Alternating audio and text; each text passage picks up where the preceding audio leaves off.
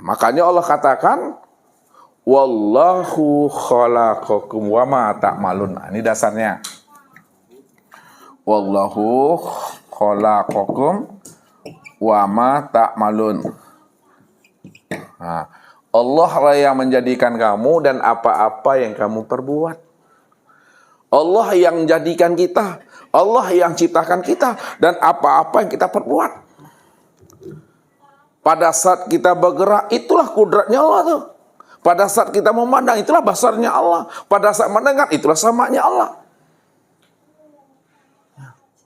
Makanya Allah katakan, kul kullu min indillah. Nah, ini memang dalil kita nih.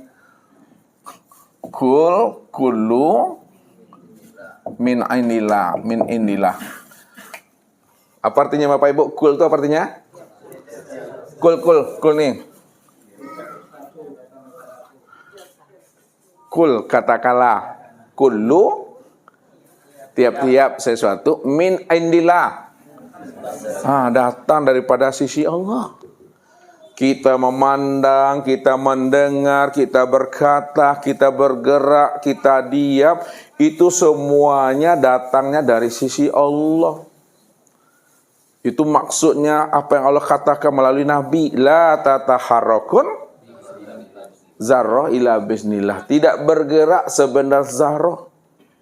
Tak bisa kita melihat nih Tak bisa kita mendengar, tak bisa kita berkata, tak bisa kita ini melangkah, bergerak dan diam. Semuanya itu atas izin Allah. Izin Allah itu izin sama basar kalam ilmu qudrat iradat hayatnya itu tuh maksudnya itu. Kalaulah semuanya itu datang daripada sisi Allah, maka yang datang pada diri sisimu itu, yang datang pada dirimu itu yanfadu ma indakum. Semua ayatnya. Ma indakum yanfadu wa ma indallah baqi atau baki. Wa ma indallah baki. Ma indakum yanfadu. Apa-apa saja di sisi kamu itu yanfadu, binasa. Wa ma indallah baki, dan apa di sisi Allah itu yang kekal abadi. Jadi kita ini hanyalah menerima anugerah Allah saja. Itu bahasanya, bahasa halusnya. Kita ini hanya menerima pancaran anugerah Tuhan saja. Kalau dalam bahasa tarikatnya, karena kita ini adalah menerima pancaran Tuhan, maka disitulah kita ini hanyalah bayang-bayang saja sebenarnya. Bayang-bayang itu punya hakikat atau tidak, Pak Erik? Punya hakikat atau tidak? Tidak. Ya. Hakikat mana punya bayang-bayang? Tidak punya bayang-bayang. Ya. Lihat, nih. Bisakah bergerak bayang-bayang nih? Ini bayang-bayang tangan Ustaz nih. Kalau tidak bergerak tangan Ustaz. Nah, bisakah berpisah cerai antara tangan Ustaz dengan bayang-bayang? Tidak. Berarti bergeraknya bayang-bayang itu karena bergerak tangan itulah. Sekarang pertanyaannya, siapa yang bayang-bayang tuh?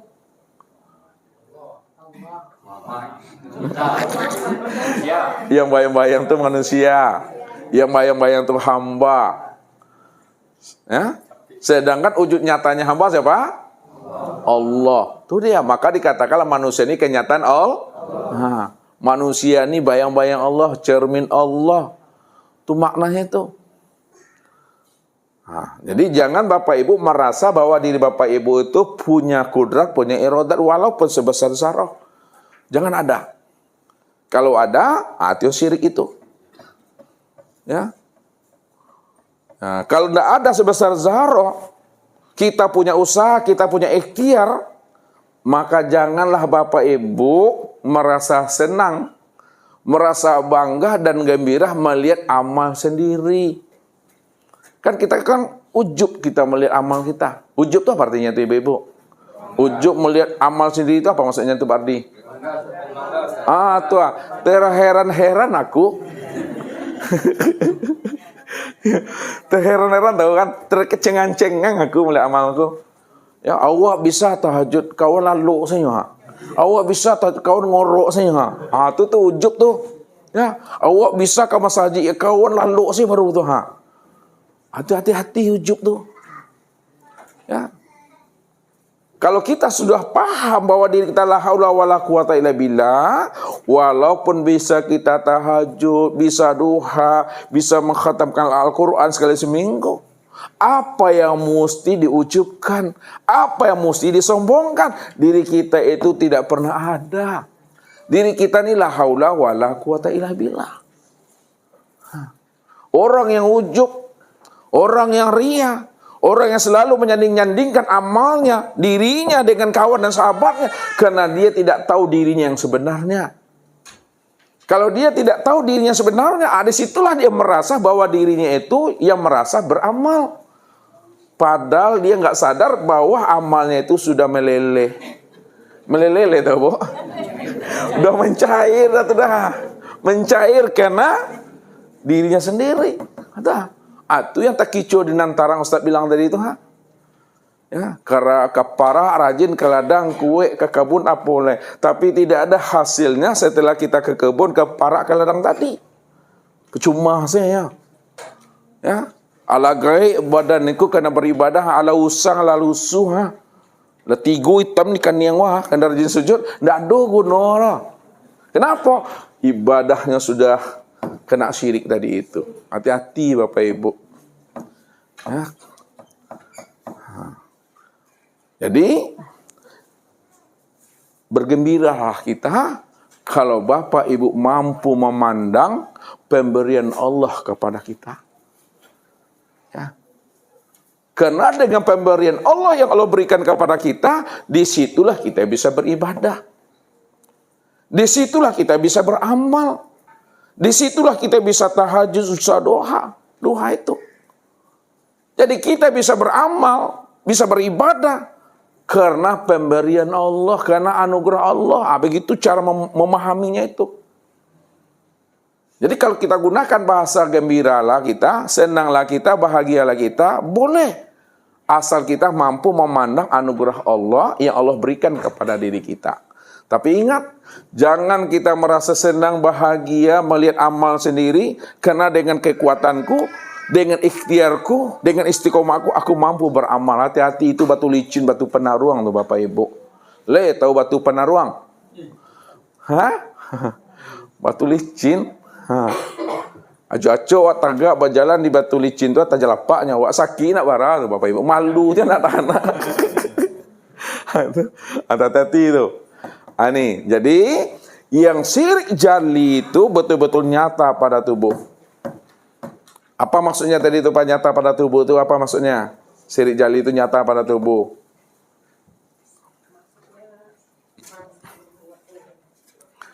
Boleh keroyok dua aja. Apa Bu bantu dia? Merasa berbuat. Itu dia. Ini itu adalah kesimpulannya. Bapak Ibu kan paham kan ya? Kalau enggak paham, anggap aja paham dulu. Ya, jadi syirik jali yang sudah nyata pada tubuh itu apabila merasa diri Bapak Ibu yang beramal, merasa Bapak Ibu yang punya usaha, punya ikhtiar, ya, sebesar zarah sekalipun, itu adalah syirik. Padahal diri kita di hadapan Allah la haula wala quwata illa billah. Wallahu khalaqakum wa ma ta'malun. Ma indakum yanfadu wa ma indallah baqi kullu min indillah. Itu dia diri kita tuh.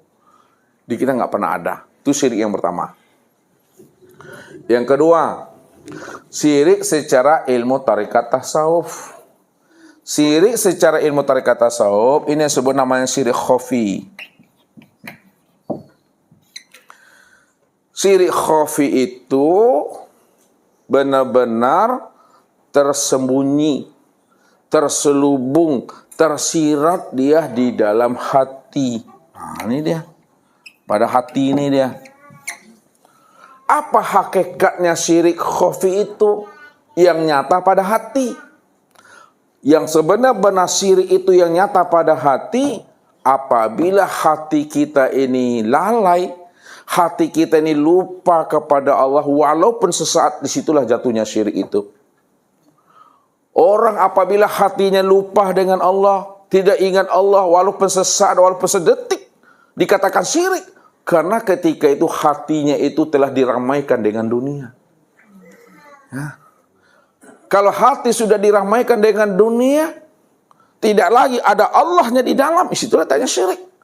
Maka dikatakan oleh Nabi, la solata illa bihudurul qalbi. Ini la solata illa bihuduril qalbi. Tidak sah solat, tidak sah ibadah, tidak sah amalan-amalan kamu kalau hatimu itu tidak hadir kepada Allah. Jadi Syekh Junaid Bapak Ibu, nah, kenal ibu-ibu dengan Syekh Junaid? Dimakan oleh apa? Syekh Junaid itu pernah dia suatu ketika menghukumkan dirinya sendiri. Ya, apa maksudnya dia menghukumkan dirinya? Kata beliau, apabila hatiku ini tidak hadir kepada Allah, sesaat saja, sedetik saja, aku hukumkan diriku ini adalah murtad. Ya, bayangkan tuh. Apabila hatinya ini tidak hadir kepada Allah, walaupun sesaat, walaupun sedetik, dihukumkannya dirinya itu murtad, kafir di hadapan Allahnya. Jadi syirik secara khafi adalah hati tidak hadir kepada Allah. Hati itu tidak ingat Allah dia. Nah, itu jatuh dia kepada syirik. Makanya di dalam sholat, bisa saja di dalam sholat yang kita dirikan itu bisa terjadi syirik di sana. Ya. Pada saat kapan sholat itu bisa menjadi syirik di sana letaknya? Pada saat Bapak Ibu sholat, hati Bapak Ibu belusukan. Belusukan lah tahu? Melalah ya jalan-jalan itu. Itu tuh. Ya, pada saat hati ini belusukan, Allahu Akbar di ayam dan lapenya. Hati itu telah hadir tuh, syirik itu. Jadi jangan sampai ada sebesar zarah di dalam hati itu dunia. Kalau ada sebesar zarah di dalam hati itu dunia, maka itu yang sebut namanya syirik. Syekh Abdul Qadir Jailani, ibu-ibu, lai tahu ibu-ibu Syekh Abdul Qadir Jailani? Lai tak tahu, lai. Di mana ibu kenalnya tuh? Dah kenal dah.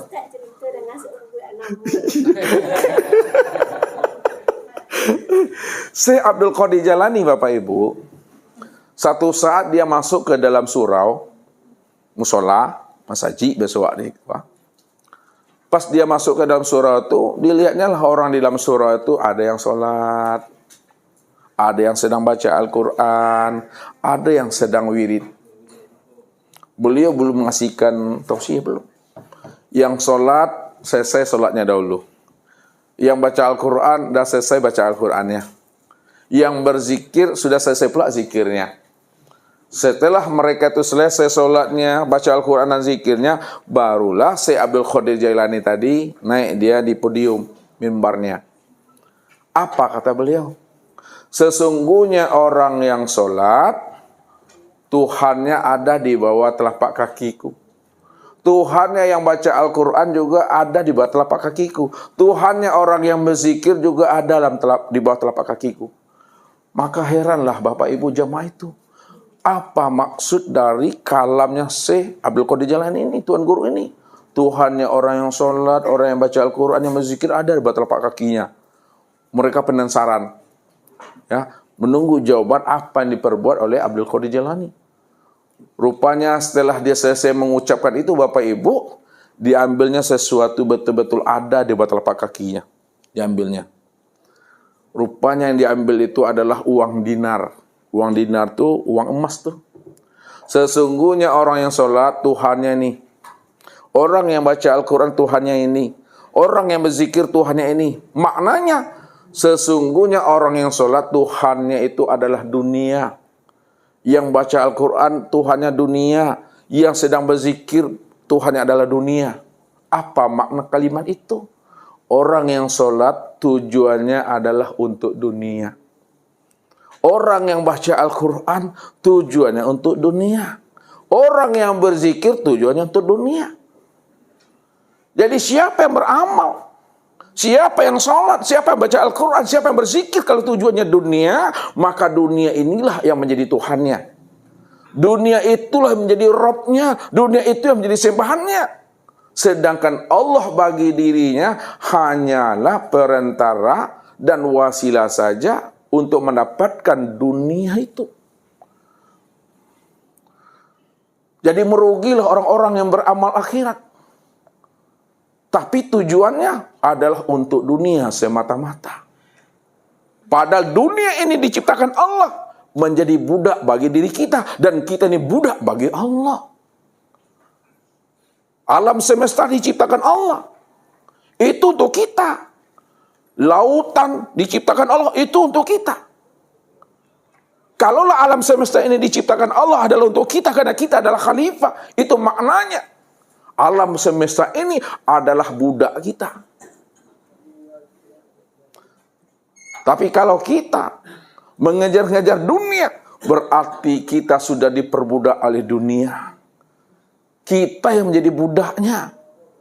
Jangan lupa kita tentang rahasia diri kita yang sebenarnya, Bapak Ibu. Nah, jadi alam ini budak kita dan kita adalah budaknya Allah itu. Oleh karena itu, semua ibadah dan ketaatan yang Bapak Ibu lakukan itu bukan untuk dunia, tapi untuk Allah. Berbuatlah untuk Allah, maka Allah akan berbuat untuk dirimu. Tutup.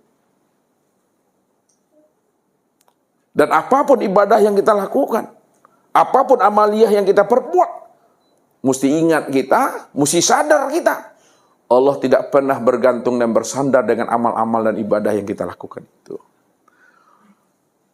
Pertanyaannya, Pak Son Ratu, butuhkah Allah itu dengan amal-amal Bapak? Tidak.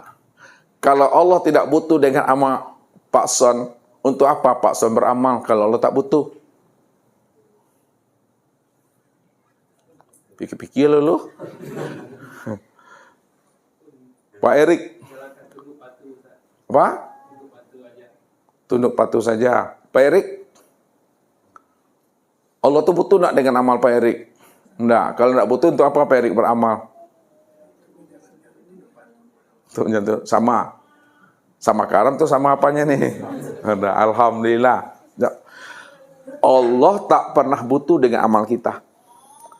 Ya, rajin pun kita sholat, wajin pun kita baca Al-Quran, rajin pun kita berpuasa, wiritan dan sebagainya. Allah tak pernah butuh.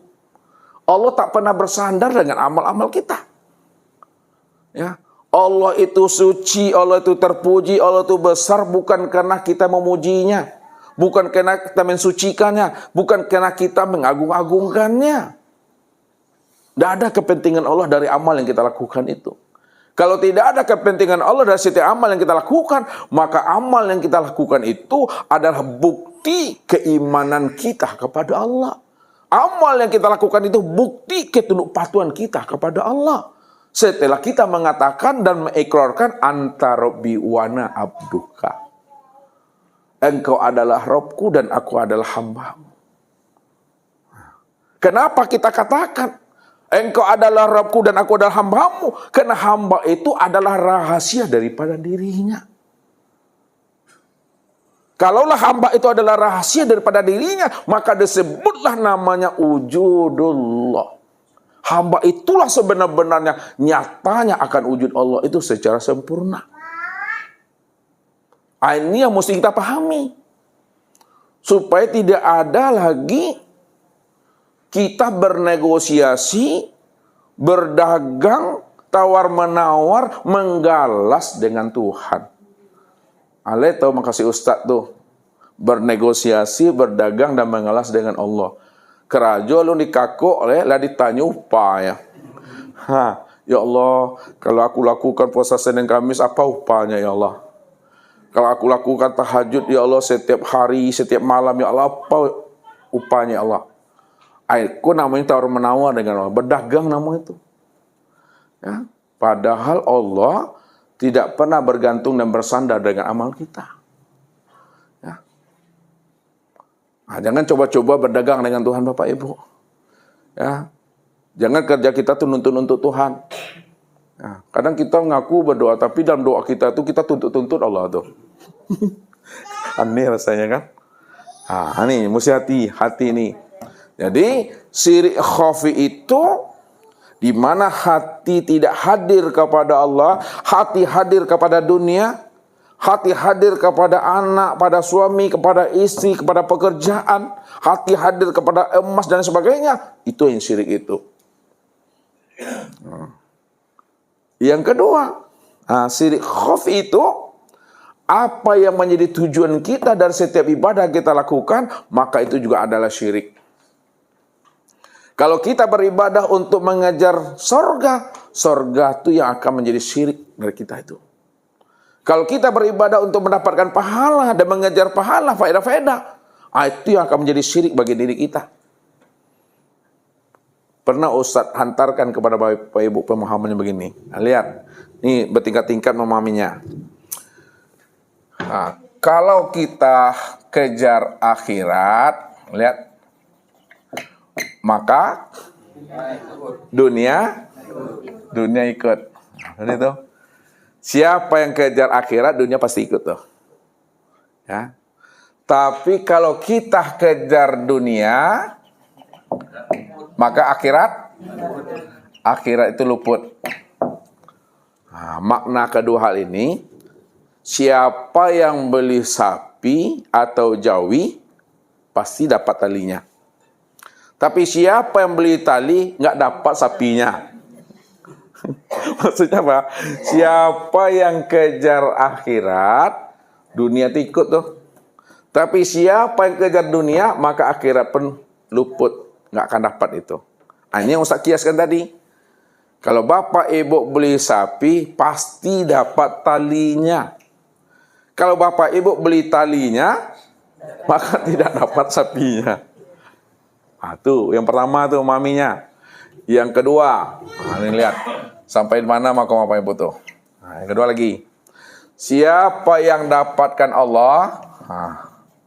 Siapa yang dapatkan Allah, maka dunia dapat, akhirat juga dapat. Karena dunia dan akhirat itu adalah miliknya Allah. Nah, jadi dapatkan pemilik dunia, dapatkan pemilik akhirat. Siapa pemilik dunia akhirat? Yaitu Allah. Jadi siapa yang sudah dapatkan Allah, maka dapatlah dunia, dapat akhirat. Ikut dunia dan ikut akhiratnya. Ini batu licin lagi, tinggi lagi atas. Kita mesti sampai ini. Siapa yang dapatkan Allah,